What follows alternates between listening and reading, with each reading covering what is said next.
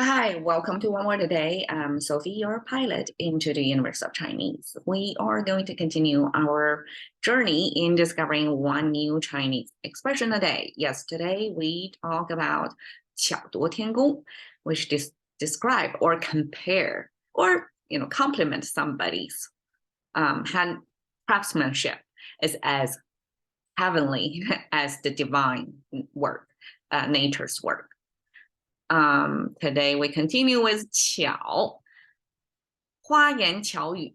So now we move the function of 巧 from the hand, your craftsmanship by hand, to, I guess, craftsmanship by words, by speaking. 花言巧语. Okay. 花, translated as floral. It came from this plant symbol. Two of them means it's something plant-based. And okay, this, they call it. There are four of them repeated, right? Showing the layers of petals. So it kind of show you, okay, this is plant, and then this is the plant with the petals layered. So that's pointing to the flower location, right? And then this symbol, I guess you can almost visually see it as the pole where pollen's going to get pollinized. So the flower can become fruit. So that's the depicting the major organs of what flower is about, is flower's reproductive organ, right? To have this pole sticking out in between the petals. So that's a visual representation of flower is. And I know in English we use a flower like a floral writing. So writing is kind of flowery, so it's kind of a curvy, highly decorative. But here Chinese use a flower, pair it with words, as if words can be as decorative as, nice put together, nice sounding, as if they're visually as pleasant as, or intricate, layered, colorful as flowers. Okay, words will obviously we have mouth symbol over here. You see more mouth symbols around there. So mouth symbol is related to the function of speaking. And then actually the bottom, the whole point over here is tongue symbol. Okay, the tongue symbol early on I said this is the tip of the tongue, and this cross is kind of pointing toward inside. I kind of half guessed, half right in that sense, because the tongue is inside the mouth. You don't really, unless you stick it out intentionally, which is not our natural position, you have to point toward the mouth to show, okay, it's something inside your mouth that we're looking at. So the logic is right, but the symbol reading was wrong. I'm updating my knowledge regarding the symbol. Now I'm sharing with you what my new discovery. So this symbol, kind of arch, connected with a vertical line, was said to be a reverse or a flip image of what we call 入. 入 means going inside. And normally the 入 character was like an arch pointing outward. That means because the arch and pointing upward is, again, from the language user's point of view, you're on the lower ground, like lower of the pane, and you're outward pointing. Because we don't want to have the needle pointing toward ourselves, right? It's uncomfortable. We're pointing outward to means we're going inside somewhere else. From our perspective, like we are entering somewhere else. But now the needle is pointing downward, pointing toward the mouth. So that means it's inside the mouth. I don't exactly know what the horizontal line there means. Yeah, it could be, well, I'm just not guessing. There is a knowledge gap over there. I don't know the intention of the language creator back then. When you point toward inside the mouse, there's a horizontal line. Like, what could that possibly mean?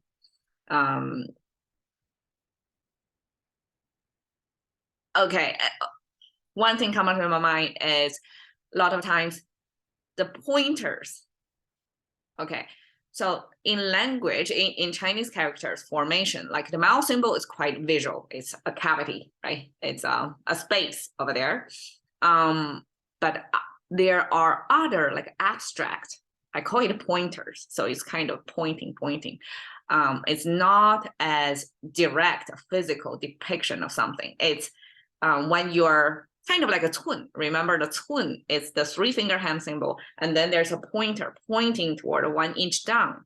So that is a pointer. Or the number 10, we have a rope, and then there is a pointer to mean there. So it could be a pointer. So the pointer horizontally point toward this downward pointing, again, is a pointer to symbolize it's something inside. And then the pointer crossing at the inside to double secure the fact that we are talking about when you enter the mouse, the thing, the moving thing inside the mouse. I mean, besides teeth, which we have another visual set away to depicting teeth, the only other resident in the mouse is the tongue, right? So that's like, you can infer from the visual. So that's what I can come out now. And the 2 horizontal lines is simply the sound bites coming out of the mouth. So either just singing or speaking. Majority of the time, it's just speaking, right? That's the major function. So it's a sound bite coming out of there, and I can appreciate the closer to you, which is the lower ground, it's a longer sound bite, means higher volume, right? As it goes through space further away, the volume decrease. Even that physics of how the sound waves travel through space, it was depicted in here. And so together, it means the mouth, tongue produce the sound, and that's words. Okay. 语, because they share the same symbol. So I'm jumping over to here. So it's something related to speaking, right? Whenever I see this paired with speaking, it's something related to that. So that becomes the categorical symbol of there, something about speaking. Then, okay, translate it as a saying, because here on the right side is kind of like a self-referral. It pronounced as a wu. It sounds same as this number 5. This is Chinese number 5. And we have a mouse symbol below there again. The whole right side, number 5 plus mouth in ancient Chinese. Yeah, because in contemporary Chinese, we use 我 to self-referral. This means self, means me, means I in a language. And now, 武 is one of the Chinese ancient ways, multiple self-referral word. So this is one of them. And I can understand why. Because, okay, number 5, besides, it's the pronunciation. Pronounced as 武. Okay, 1, 2, 3, 4, 5. Okay, that's basic Chinese. When you know a little bit, when you count number 5, 武, right? So how 武 came from? I love it so much. I want to say it again and again. Okay, so the horizontal line, we have to zoom in to the number 5 itself. So imagine it's a full frame number 5. Okay, the top line would be the heaven. The bottom line will be the earth. Okay, some big grand philosophical concept. And then there is this curved line, kind of an X, crossing, kind of like this, but it kind of stylized, almost like hourglass shape, right? Kind of like that. That crossing, make sure between heaven and earth, this is the middle point. That's geometry, right? simple geometry. I'm not sure how simple that is, but if you want to determine the middle point between heaven and earth, between a distance, you draw a cross, and the crossing point between these two lines would be the middle. Is that true? I guess not true, because you can cross this way or cross this way. The point doesn't necessarily be the middle. Okay, I was wrong. Okay, but in this case, it seems like if, okay, let's put the condition, if the distance between these two ends and these two ends are the same distance. It's not like doing this, well, like this, or doing this, like this, right?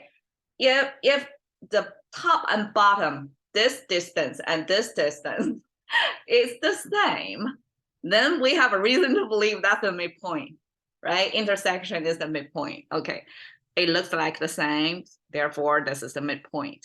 And in Chinese understanding, midpoint number 5. It is true, right? Between 0 to 10, the midpoint is number 5. Yeah, right. Okay. So number 5 simply means, okay, it's the cross point. So things between heavenly distance and earthly distance got to be equal distance. So something over there got to be equally attributed. Therefore, you get to the middle point. And this middle point, this is throughout the Chinese cultural teachings, teach Chinese about balance, about going to the middle point. The middle way is the best way. So I guess like without fine-tuning to specific situations, for the most of the cases, if you're facing some choices you have to make, go for the middle point. That's probably the most likely right path to be. And this kind of sense of balance, you balance yin and yang, right? Upside and downside, everything, keep them in good proportion, ratio to each other, and so that you're staying in the middle point. Because middle point, then you have freedom to adjust to this way or that way, right? Without ruining things too much, because you're right there in the middle already. So it's kind of centers, your balance, you're centered. Okay, so that's number 5, and plus the mouse symbol. Mouse symbol simply in ancient Chinese, besides the speaking function, it can also use the mouse as a person's representation. So to represent one person, besides this human figure, we use a mouse to mean there's a mouse count over there. And mouse also, because it's an eating function, so it means that person to survive got to eat. And so, and besides eating, the person got a voice, got to speak. So that's a major human input output organ, using the mouse as the the gateway to the person. Basically, the person express verbally through the mouse, and the person intake nutrition through the mouse. So it's like a gateway. So yeah, number 5, balanced human gateway together. I can't get it why it's a concept of wu, means wu. I guess there is an embedded expectations of how you behave. You go to the middle point, just like number 5. Okay, so what's the difference? You have words and saying. So I view the distinction as such. Words simply depict the process of word generating, right? It's the sound bites coming from the mouth, and that's words. Anybody can use words. It's a common shared property of the whole culture. And it has to be communicatable between different people, right? In that community, sharing the same words, vocabulary, basically. But on the right, on this saying is it paired with the symbol for self-referral. It means it is me who is organizing the words. It is me who is putting it together to express my voice. So it becomes personalized words. It's not just any words. It's just not like vocabulary in your language anymore. It becomes personalized or used words in action coming from this person, which is me, and then it will be packaged, like processed as a packaged, sequenced, like how the words, what words to use, right? Everything is like created, second time creation from your own perspective. So that becomes saying. Saying is like you're not only using the words that everybody knows, that vocabulary, that's the common property, but you have your personalized touch to it. You have your own perspective, bias, everything in that, and that becomes the saying. Like that's value embedded, like how you express yourself using the words in your language, and that becomes the same. Okay, long enough for that. And 巧, again, we use, I translate it as a clever because when it's paired with hand, it means very good with hand, that's dexterous. But when it's good with speaking, it becomes a clever way of expression. So 花言巧语 together, actually, okay, if we say you have a clever saying, just like in English, we have like smart pens, right? It's not exactly positive, but okay, it's like touche. You get it. You say it right at the right moment using the right expression. You nail it. That's a compliment. 花言巧语 is like you understand that somebody is using floral, highly decorative, highly nice sounding words put together, but the implication of that is a packaging of false information in a beautiful form. So I translate it as false narrative because the information, because it's not true. So people put more effort in packaging it in a nicer way. I mean, isn't that true for a lot of things? So that becomes actually a negative connotation because on the format, it's nice, it's a floral, but the content itself, it's a wrong information, it's false information. That's why it looks nicer. Just like, okay, people comment why junk food tastes good, because they're junky, they have to taste good, they have to have something to attract people, right? So in a similar way, what the information you put out there, because it's a false, therefore you have to package it extra beautiful to make people, to trick people into buying it, right? So that's what 花言巧语 is about. It's a false narrative. And okay, you can see this poster. Poster is from a song cover by this artist, and she used 花言巧语. You see this, stylized phrase for this.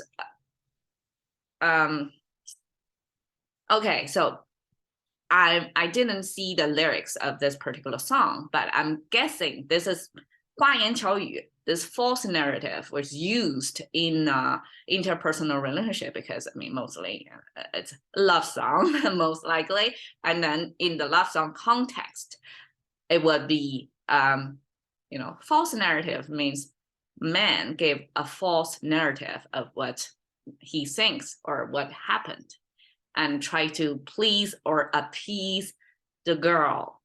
And she recognized that and no longer buying into that anymore. But she remains, I guess, floral and happy on her own. So that's my guessing of what this may imply. But a lot of times it does in daily use, applied to interpersonal relationship, into romance, into men coming out of stories, lying to women, and women will recognize that as 花言巧语. Okay, cashing to the currency of thinking by One Word a Day with Sophie. See you another day.